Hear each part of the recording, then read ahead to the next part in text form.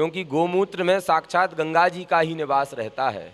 क्योंकि गंगा जी और माता लक्ष्मी जी जब गाय के अंग में सभी देवी देवताओं का स्थान सुनिश्चित हो रहा था, तो लक्ष्मी माता और गंगा माता कुछ विलंब से पहुंची। सारे अंगों का निश्चय हो चुका था। श्री यज्ञेश्वरी जगत जननी गौ माता ने कहा कि हे लक्ष्मी माता, आप तो हमारे गोबर में विराजें, और हे गंगा मैया आप हमारे गोमूत्र में विराजें। इसीलिए प्रातःकाल माताएं गोबर का लेपन पहले करती थीं और दहली का पूजन करती थीं। दहली का पूजन क्यों? क्योंकि दहली पर ही नृसिंह भगवान ने हिरण्यकशिपु का वध किया था। और गोबर का लेपन क्यों? क्योंकि लक्ष्मी जब द्वार पर ही उनका लेपन हो जाएगा, गोबर के रूप में उनका जो है लेपन हो जाएगा, तो निश्चित दिन भर हमारे घर में लक्ष्मी का आगमन बना रहेगा और किसी भी प्रकार के अशुभ का आगमन नहीं होगा। भगवान के अनेक नामों का उच्चारण करके मैया यशोदा ने गाय की पूंछ से भगवान को झाड़ा लगाया है। गोमूत्रेण स्नापयित्वा पुनर्गोरज सार्वकम, मानो इसके बाद फिर गौशाला की जो रज थी उसको लेकर के भी और उससे भी एक बार भस्म स्नान की तरह करा दिया, फिर गंगा जल यमुना जल से स्नान करा दिया, और उसके बाद पूंछ का झाड़ा लेकर के 12 अनेक नामों को लेकर के उच्चारण कर रही हैं। इंद्रियाणि हृषिकेशः प्राणान नारायणोवतु श्वेत दीप पतिश्चित्तम मनो योगेश्वरोवतु। अनेक क्रमशः अंगों का नाम लिया है। इंद्रियों की रक्षा हृषिकेश भगवान करें, प्राणों की रक्षा भगवान नारायण करें, मन की रक्षा श्वेत द्वीपाधिपति भगवान करें, और चित्त की रक्षा श्वेत द्वीपाधिपति भगवान करें, और मन की रक्षा भगवान योगेश्वर करें। भुजाओं की रक्षा भगवान यज्ञ भुक करें, और डाकिनी, शाकिनी, यातुधान, राक्षस, कूष्मांडा इत्यादियों से जो रक्षा करने वाले हैं वे भगवान विनायक हमारी रक्षा, हमारे बालक की रक्षा करें। मानो भगवान ने बाल कृष्ण लाल की लीला के क्रम में सबसे पहले गौ माता को अपनी आराध्या के रूप में प्रकट किया। क्योंकि भगवान जैसे ही कृष्ण अवतार में आते हैं तो सबसे प्रधान कार्य उनका गौ सेवा बन जाता है। आप कहेंगे कि भगवान तो सबके आराध्य हैं, फिर भला भगवान की कोई आराध्या कैसे हो सकती है? तो भैया भगवान सबके आराध्य हैं, लेकिन भगवान से ही जब पूछा गया कि आपकी आराध्या कोई है, आपके आराध्य कोई हैं, तो भगवान ने कहा कि हमारे आराध्य जो हैं वे हमारे भक्त हैं। इसीलिए तो कहा कि अहम भक्त पराधीना यह स्वतंत्र इव द्विज। ये कौन कह रहा है? स्वयं भगवान कह रहे हैं। किससे कह रहे हैं? दुर्वासा जी से कह रहे हैं। किस प्रसंग में? जब दुर्वासा जी ने अम्बरीश जी के प्रति कृत्या को प्रकट किया, लेकिन सुदर्शन चक्र ने कृत्या को नष्ट किया और दुर्वासा जी का पीछा करना शुरू किया।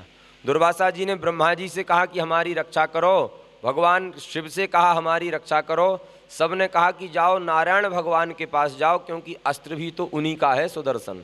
और जैसे ही नारायण भगवान के पास दुर्वासा जी गए तो उन्होंने कहा कि अहम भक्त पराधीनः यस स्वतंत्र इव द्विज। हे दुर्वासा महर्षि, हम स्वतंत्र नहीं हैं, हम तो भक्तों के अधीन हैं।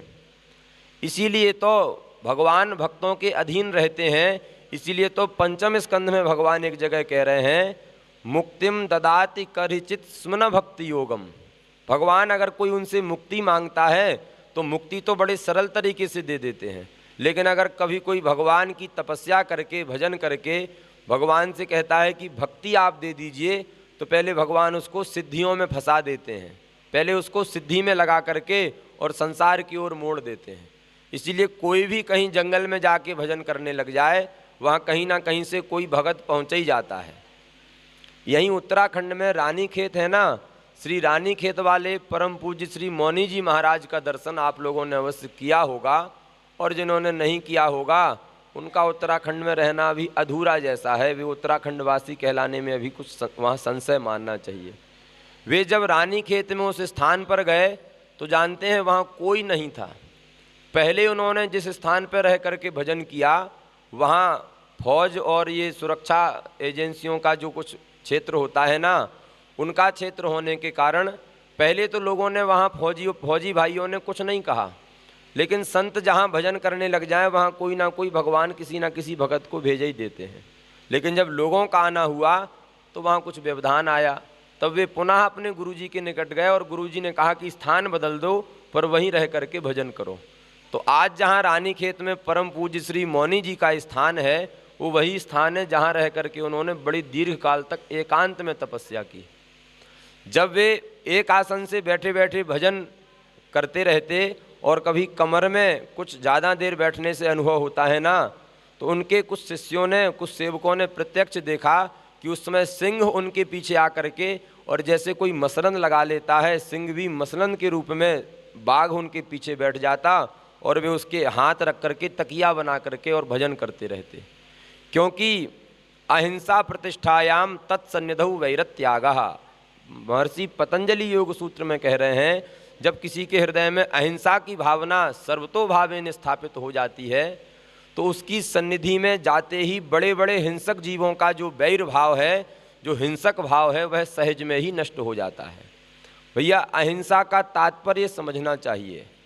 मरे हुए जीव को तो हम खा लेंगे और जिंदा है तो मार के नहीं खाएंगे, इस प्रकार की जो बात लोग कहते हैं और कहते हैं कि हम बड़े अहिंसावादी हैं, वह तो बड़ी खतरनाक अहिंसा है। अहिंसा के नाम पे बड़ी धोखेबाजी मानी जाएगी। क्योंकि जब मरे हुए जीव को कोई खाने का जिम्मा ले लेगा तो निश्चित रुपए और धन के प्रति आकर्षित रहने वाले जो लोग हैं वो अपने धन का लाभ करने के लिए मारेंगे भी और फिर खाने वाले को बेचेंगे भी। तो अहिंसा का ये आशय कभी नहीं होता। संत तो सहज ही भाव में जब समस्त संसार में भगवान की दृष्टि को स्थापित कर लेता है कोई जीव, कोई भक्त, तो जब सर्वत्र भगवान है तो भला किसके प्रति हिंसा की भावना रखेगा। इसीलिए अहिंसा प्रतिष्ठायाम तत्सन्निधौ वैरत्यागः, ये योग सूत्र का सिद्धांत है। तो निवेदन यह कर रहे थे कि संत जहाँ जाते हैं वहाँ तो कहीं ना कहीं से कोई किसी ना किसी भगत को भगवान भेज ही देते हैं। भगवान कह रहे हैं कि हमारे आराध्य जो हैं वे तो हैं संत भक्त, और हमारी आराध्या अगर कोई है तो वे हैं पूज्या श्री गौ माता। महाभारत में एक जगह का श्लोक हम इस संबंध में स्मरण करें, जहाँ भगवान व्यास कह रहे हैं गवाम चैव ब्राह्मणानाम कुलम एकम द्विधा कृतम एकत्र मंत्राः तिष्ठन्ति हविरेकत्र तिष्ठति। गायों का और ब्राह्मणों का जो कुल है वह दो अलग अलग कुल नहीं है, गायों का और ब्राह्मणों का कुल एक ही है। फिर इनको दो भागों में क्यों विभक्त किया जाता? तो भगवान व्यास कह रहे हैं कि एक जगह ब्राह्मणों में तो मंत्रों की स्थापना कर दी और गाय में हवि की स्थापना कर दी। हवि समझ रहे हैं, जो भी शाकल्य में जो घृत लग रहा है, दूध लग रहा है, दही लग रहा है, घी लग रहा है, पंचामृत बन रहा है। बाजार के अमूल का है, पराग का है और न जाने कौन कौन सी कंपनियों का दूध ले लिया जाता है और फिर शंकर जी के ऊपर मंत्रों का उच्चारण करके करा दिया जाता है। क्योंकि विप्र देवताओं ने भी अपनी महिमा का तो स्मरण रखा कि मंत्र जो हैं वह ब्राह्मणों के अधीन होते हैं। ते मंत्राः ब्राह्मणाधीनाः तस्मात् ब्राह्मण देवता, मंत्र ब्राह्मणों के अधीन होते हैं, इसीलिए ब्राह्मण तो इस पृथ्वी के देवता ही हैं। क्योंकि बिना मंत्र के भगवान की किसी क्रिया की सिद्धि नहीं होगी और मंत्र का अधिकार ब्राह्मणों के पास सुरक्षित है, इसीलिए ब्राह्मणों की महिमा है। लेकिन महाभारत का यह श्लोक भी अगर विप्र देवता ब्राह्मण देवता याद रखें, गायों का और ब्राह्मणों का एक ही कुल है। जब एक ही कुल है तो ब्राह्मणों की जितनी महिमा है गायों की भी उतनी ही महिमा है। एक प्रतिज्ञा ले लें कि हम अभिषेक कराएंगे, हम कोई भी पूजन कराएंगे तो भारतीय वेद लक्षणा देसी जो गौ माता हैं उनके दूध दही घी से निर्मित वस्तुओं का ही प्रयोग करेंगे। हमारे यहाँ गुरु स्थान में पूज्य श्री मलूक पीठ वृंदावन में अभी मलूक जयंती में यंत्र के माध्यम से देखने वालों ने, सिद्धार्थ जी ने अवश्य देखा ही होगा, ये आपके बीच के हैं, आपके मध्य के हैं, इनसे आप प्रमाण पूछ सकते हैं। वहाँ 10-10 हज़ार लोगों की पंगत हुई, इतनी बड़ी बड़ी पंगतें हुई। और जिस दिन झरा हुआ उस दिन तो महाराज जी का पूज्य गुरुदेव भगवान का जब गौशाला में आना हुआ तो गेट पे इतनी भीड़ थी कि अंदर जाने की जगह ही नहीं थी। लेकिन निवेदन करें, एक भी कोई वस्तु, ऐसा कोई घी दूध दही ऐसा बिल्कुल रहता ही नहीं है जो बाजार से खरीदा हुआ हो, या तो कहीं आसपास की जहाँ देसी गोमाताएं हैं ऐसी गौशाला से ले लिया जाता है। दही की अगर आवश्यकता पड़ती है तो कई बार पाउडर का जो अपने ही गौशाला में दूध का पाउडर बनता है, लेकिन कभी भी बाजार की किसी भी प्रकार की वस्तु का प्रयोग नहीं होता है। और जो लोग मलुक पीठ के उत्सवों में जा कर के भंडारा पाए होंगे, ऐसा नहीं है कि अब दूध दही घी का जो है बाजार से नहीं खरीद रहे हैं तो किसी प्रकार के मिष्ठान्न में या किसी स्वाद में कमी हो। राजभोग, छेना, रसगुल्ला जो आप वहाँ पाएँ पंगत में बैठ के पा सकते हैं। हम निवेदन इसीलिए ये सब बता रहे हैं कि कोई कहे कि आज के युग में संभव नहीं है, तो अगर मन में कोई निश्चय कर लेना तो सब प्रकार से संभव ही संभव है। 2019 में ग्वालियर में हमारी एक कथा हुई, लगभग वह प्रारंभिक कथा ही थी। माताजी 80 वर्ष की थीं जो यजमानी बनी थीं, और वे जो विप्र देवता थे वे 88 या 86 वर्ष के थे। माताजी अपनी बात पे अड़ गईं कि जब तक हमारी चारों पांचों बहुएं और हमारे सब गली मोहल्ले की जो स्त्रियां हैं जब तक वे हवन नहीं करेंगी तब तक तो हमारा भागवत का जो अनुष्ठान है वह पूरा ही नहीं माना जाएगा। हमारी क्षेत्र की परंपरा है और दुनिया भर का घी सब लोगों ने पहले से इकट्ठा करके रख लिया। तो हमने ऐसा नियम ही मन में विचार किया था। कहीं संतों के यहाँ जाते हैं तो अलग है बात, उतना नहीं चल पाता, लेकिन ऐसे कहीं जाते हैं तो यह नियम चलता ही चलता है। हमने भी कहा कि हमारी कथा पूर्ण हो गई, अगर यह परंपरा को अपनाना हो तो हमारी भी एक अपनी परंपरा है कि हम ऐसे दूध दही घी या इस प्रकार की वस्तुओं का प्रयोग नहीं करने देते। हमारी ट्रेन है थोड़ी देर में, हम अभी निकल जाते हैं, स्टेशन पहुंच करके भगवान का ध्यान करेंगे, नाम जप करेंगे और आप जो है खूब प्रेम से यहाँ कराओ। लेकिन जब यह बात सुनी तो वे जो यजमान बने थे उन्होंने कहा नहीं नहीं, जब दोनों परंपराएं हैं तो यहाँ व्यास जी की परंपरा को आदर दिया जाएगा। अंतिम तक हम व्यासपीठ पर ही बैठे रहे। अंतिम में माता जी ने कहा कि 11-11 आहुति तो कम से कम आप देने ही दीजिए। हमने विप्र देवताओं से कहा कि भैया पहले विसर्जन करा दो और फिर जितना आहुति 11,000 जितना दे देना हो सब आहुतियाँ देते रहो। जब विसर्जन हो गया तो वे देवता ही चले गए, अब तो वहाँ किसी प्रकार की आहुति का कोई प्रयोजन ही नहीं है। तो यही हम निवेदन कर रहे हैं कि अगर ब्राह्मण देवता ही इतना निश्चय कर लें, मंदिरों में ऐसा निश्चय हो जाए, बड़े बड़े तीर्थों में ट्रस्टों में अगर यह निश्चय हो जाए, श्री राम मंदिर है, श्री कृष्ण मंदिर है, यहाँ बड़े बड़े धाम हैं, यह निश्चय करने की क्षमता लाने के लिए कुछ नहीं करना है, केवल हृदय से बस एक संकल्प कर लेना है। जब संकल्प कर लिया जाएगा तो निश्चित इतनी क्रांति आ जाएगी कि पूरा समाज ही गोसेवक बन जाएगा।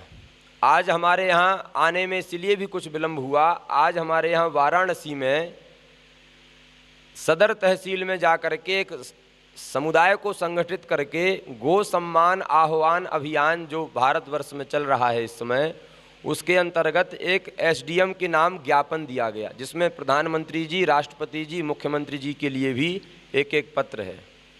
क्या ज्ञापन है कि गो माता को राष्ट्रमाता बनाया जाए और गोवध के प्रति एक दंडात्मक कोई कानून बनाया जाए और उसका जो भी कुछ एक वो है प्रारूप है, प्रस्तावना है, वो पूरे सोशल मीडिया पे इस समय वायरल भी है। वैसे यह कार्यक्रम समस्त भारतवर्ष में तो 27 अप्रैल 2026 को हुआ था, लेकिन माननीय प्रधानमंत्री जी का वाराणसी में 28 तारीख को 27 तारीख की शाम को आगमन था, तो सुरक्षा कारणों के कारण वहाँ ये अनुमति नहीं हुई। इसीलिए 4 मई को जो है 27 अप्रैल को इसीलिए हम वहाँ थे, बीच में जो हमको वहाँ रहना था इसीलिए रहना था, लेकिन फिर नहीं हो पाया। तो आज वह कार्यक्रम सदर तहसील वाराणसी में जाकर के बड़े शांतिपूर्ण ढंग से प्रस्तावित किया गया। उसमें यह स्पष्ट लिखा है कि अगर कोई आंदोलन उग्र प्रकार से करता है, हिंसक प्रकार से करता है, तो ऐसा व्यक्ति हमारी समिति, इस समुदाय का सदस्य नहीं है, क्योंकि विरोध करके हम लोग कुछ प्राप्त कर नहीं पाएंगे। किसका विरोध करेंगे? जिनको हम लोगों ने अपना मान करके और इतना लंबा काल बिताया, अगर उनका ही विरोध करने लग जाएंगे तो कोई ऐसा कौन है जो आकर के और फिर हमारे इस कार्य को करेगा। अभी जो लोग भी इस प्रकार की बातों को कर रहे हैं, जब उन पर दीर्घ काल तक सत्ता थी तो वे इस ओर कभी ध्यान नहीं दिए। इसीलिए अगर जो वर्तमान में भारत के उत्थान विकास कार्य में लगे हैं, अगर उनके ही मन में यह निश्चय हो जाएगा कि हाँ, भारत में अगर गाय की महिमा को हम आगे रखेंगे, गौ की रक्षा को आगे रखेंगे, तो निश्चित भारत का वास्तविक विकास होगा, वास्तविक उत्थान होगा। कोरोना काल की घटनाओं का हम स्मरण करें, उस समय तो हमारे पूज्य गुरुदेव भगवान ने जब यह बात अपनी कथा में कही, तो वहाँ दिल्ली से प्रधान स्थान से वहाँ संदेश आया कि भाई कोरोना जैसी विकट महामारी के विषय में एक सरकारी एक नियम निकला है कि कोई भी अपनी दवाई नहीं बताएगा, कोई भी अपना उपाय नहीं बताएगा। तो वह वस्तु भेजी भी गई।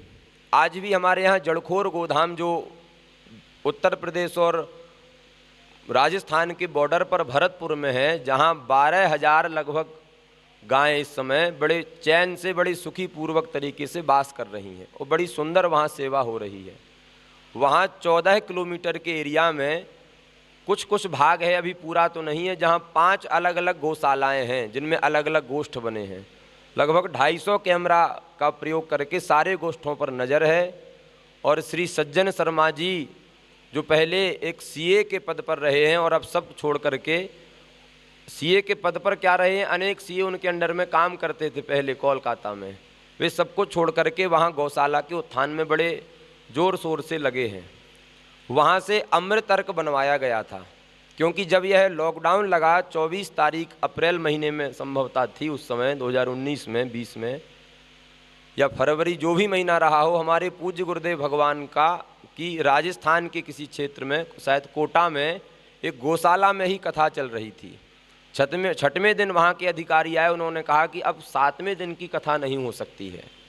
वे यजमान थोड़े दुखी हो गए, तो महाराज जी ने कहा कि प्रातः काल भी अगर हो जाए तो सुबह 4 बजे से 6 बजे तक कथा करके नियम पूर्ति करके हम अपने वृंदावन चले जाएंगे। उसी दिन प्रातः काल उनको वहाँ एक स्वप्न आया, जिस स्वप्न में एक कोई बड़े सिद्ध आकृति वाले एक संत प्रकट हुए। स्वप्न का वह प्रत्यक्ष जैसी घटना थी, और उन्होंने बताया कि गोमूत्र और गोबर के अर्क को बना करके बाष्पीकरण की प्रक्रिया से एक अर्क तैयार किया जाए, उस अर्क का अगर सेवन किया जाएगा तो निश्चित इस महामारी से लाभ मिलेगा। हम आपको निवेदन करें, एक इंदौर के एक विप्र देवता हैं जिनका एक वो पुस्तक होती है ना, गिनीज बुक कहते हैं, क्या कहते हैं, जिसमें रिकॉर्ड दर्ज किए जाते हैं। उनका रिकॉर्ड है कि भी 27-28 घंटे एक आसन से बैठ करके और संपूर्ण रामचरितमानस का पाठ करते हैं। कई सारे उनके रिकॉर्ड हैं, 2-3 स्थान पर उन्हीं का नाम है। 32 घंटे का भी है, एक आसन से बैठते हैं और पूरा सस्वर आनंद से रामचरितमानस का गान करते हैं। ये उनका उसमें नाम दर्ज है। फूलों को लेने गए थे, उस माध्यम से कोरोना हुआ, तो उन्होंने पूज्य गुरुदेव भगवान से निवेदन किया। महाराज जी ने इंदौर आश्रम में जो वहाँ है, वहाँ से उनको अमृत अर्क उपलब्ध करा दिया। वे कहीं दवाई नहीं लिए, उसी अमृत अर्क का सेवन करके और कोरोना से शांत हो गए। एक दिव्य संत और एक माताजी, वे भी कोरोना से ग्रसित हो गईं।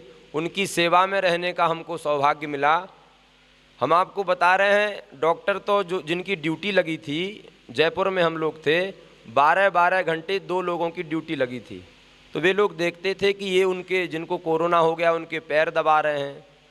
कई बार वे दुग्धपान करते या कोई भोजन करते छोड़ देते, तो हम लोग तो संतों की शीत प्रसादी को पा करके ही बड़े हुए हैं, पल रहे हैं, तो हम लोग उस थाली को लेकर के पा जाते। वे जो डॉक्टर थे वो अंग्रेजी में बार बार बोलते थे, हम 2 सेवक थे, कि दे बोथ आर पॉजिटिव।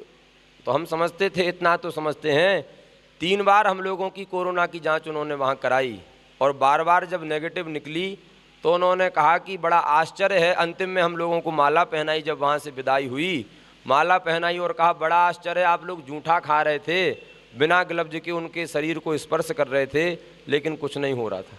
हम आपको निवेदन करें, गाइडलाइन तो 8 ढक्कन को दिन भर में पीने की थी।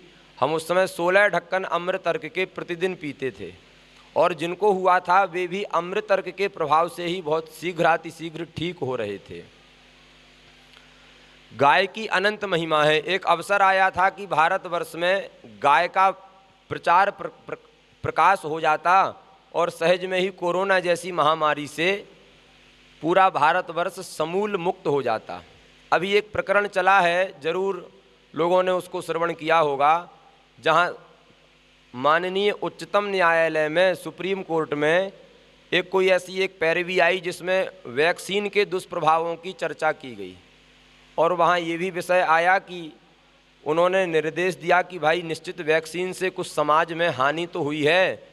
तो सरकार ने, जो प्रशासन के लोग हैं, उन्होंने उत्तर दिया कि वैक्सीन लगवाना कोई हमारी ऐसी गाइडलाइन नहीं थी कि सबको लगवाना है, स्वेच्छा का विषय वहाँ बताया गया था।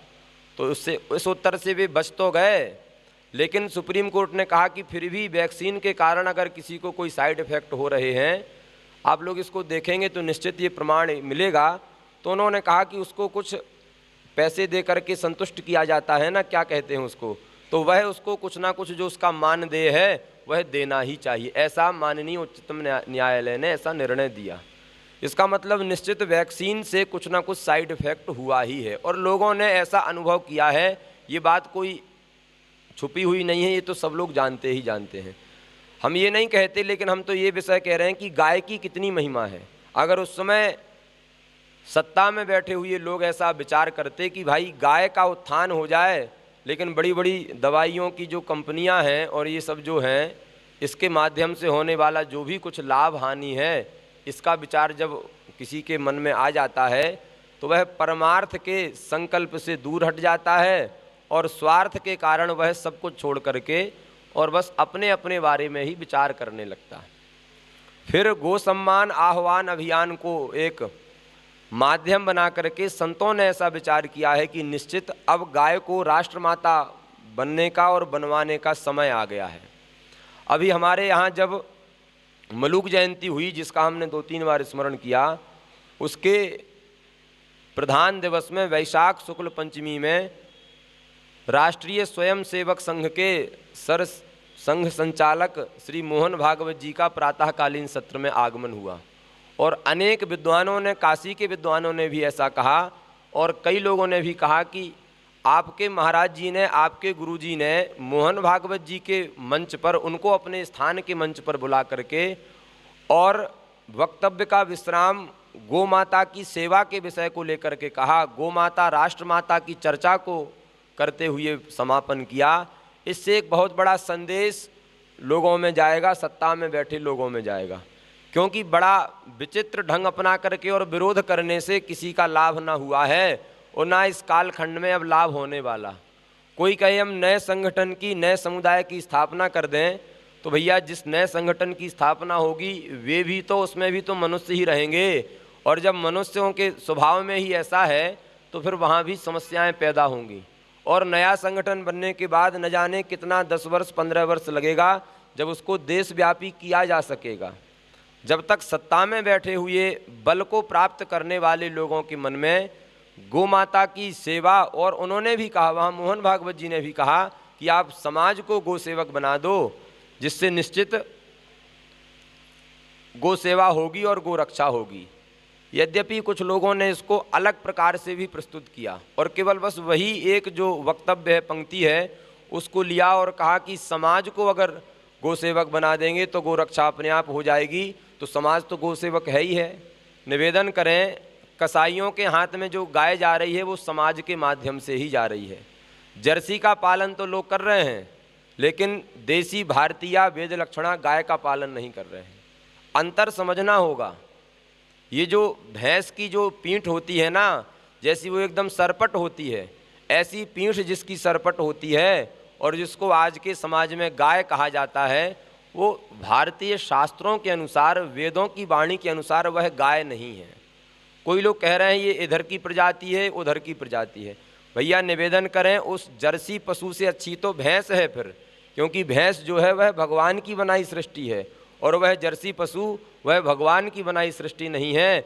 वे तो दो विभिन्न विभिन्न स्वभाव और प्रजाति वाले शुक्राणुओं को एकत्रित करने के कारण फिर जो एक जीव के रूप में उत्पन्न हुआ है वह है। हम ये नहीं कहते कि अगर उसको काटते हैं तो ऐसा ठीक है, क्योंकि प्राण तो उसमें भी आए हैं, भले ही वह शंकर जाति का है।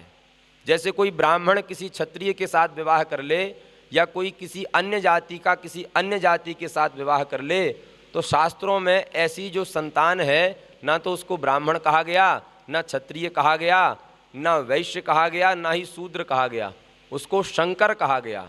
और गीता जी में भगवान कहते हैं शंकरो नरकायैव कुलघ्नानाम कुलस्य च। जो शंकर प्रजाति उत्पन्न हो रही है ना, चाहे वह मनुष्य योनि में हो और चाहे वह पशु योनि में हो, इनके साथ रहने वाले, इनसे संबंध रखने वाले जितने लोग हैं वे अपने कुल का तो नाश कर ही रहे हैं, ऊपर के लोकों में बैठे पितरों की जो उच्च अवस्था है ना, उसको भी पटक पटक के नरकों में उनको स्थान दिला दे रहे हैं। ये गीता जी का ऐसा वाक्य है, ये कोई हमारे मन की बात नहीं है। तो जर्सी को काटने मारने की बात हम नहीं कहते। हमारे पूज्य गुरुदेव भगवान ने तो जब कसाईयों के हाथ से वह जर्सी पशु पकड़ा जाता है, इसको अगर छोड़ देंगे तो फिर कटेगा। तो 5 गौशालाओं में जो अंतिम 5वां गोष्ठ है, वहाँ 2 भाग कर रखे हैं। एक जगह केवल नंदी हैं जो कसाईयों से बचाए जाते, और एक जगह केवल वह जर्सी पशु है। ग्वालों को कहा कि जो भी दूध निकलता हो, जो भी होता हो, इनको तुम अपना दूध उपयोग करो और जो करना हो करो, हमारी गौशाला को इस दुग्ध से कोई लेना देना नहीं है।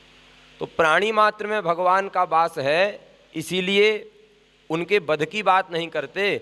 पर जब गाय की चर्चा हो, तो गाय की चर्चा होने पर निश्चित यह भेद रखना चाहिए कि गाय कौन और एक दुधारू दूध भी क्या कहें। एक बड़ी बीमारी को पैदा करने वाली एक जो वस्तु है, जिसको आज के लोग दूध कहते हैं, उसको दूध समझ करके और ऐसा कर रहे हैं। अब 27 जुलाई 2026 को अभी एसडीएम के निकट जाकर के एक शांतिपूर्वक आंदोलन करते हुए वहाँ हम लोगों ने ज्ञापन सौंपा संतों के आनुगत्य में। अब 27 जुलाई को हम लोग डीएम के यहाँ जाएंगे, जो जिलाधिकारी होते हैं, तो जन समुदाय भी अधिक हो जाएगा और स्तर भी ऊंचा हो जाएगा। उसके बाद जब संतों के विचार, इसीलिए इस आंदोलन में किसी भी संत की फोटो नहीं लगाई जा रही है। माता गौ एवं महाराज नंदी को ही इसका प्रधान जो है वो देवता और प्रधान संरक्षक मान करके और यह आंदोलन चल रहा है। अब 27 जुलाई को आप लोगों से भी हम निवेदन करते हैं कि आप भी इस गो सम्मान आह्वान अभियान को आगे बढ़ाते हुए और समस्त भारतवर्ष की भूमि गोवध के कलंक से मुक्त हो, इस प्रकार के आंदोलन में अपनी सहभागिता व्यक्त करें।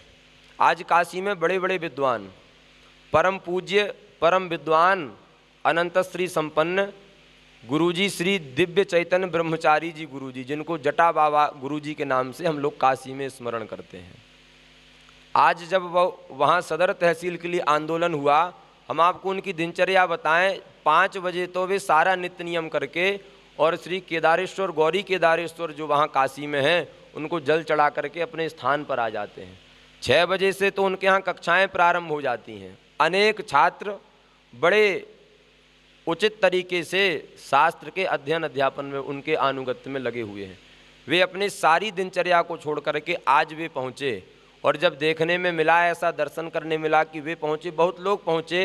कार्षणी विद्या भवन पूज्य श्री रमणरेती वाले महाराज जी के स्थान से भी, अपने यहाँ मलुक पीठ वाराणसी से भी, और भी जो दास के माध्यम से कुछ व्याकरण शास्त्र के अध्ययन अध्यापन में लगे हुए छात्र हैं, विश्वविद्यालय में पढ़ने वाले छात्र हैं, बहुत लोग आज वहाँ पहुँचे और बड़ा सुंदर वहाँ आयोजन संपूर्ण सफल हुआ।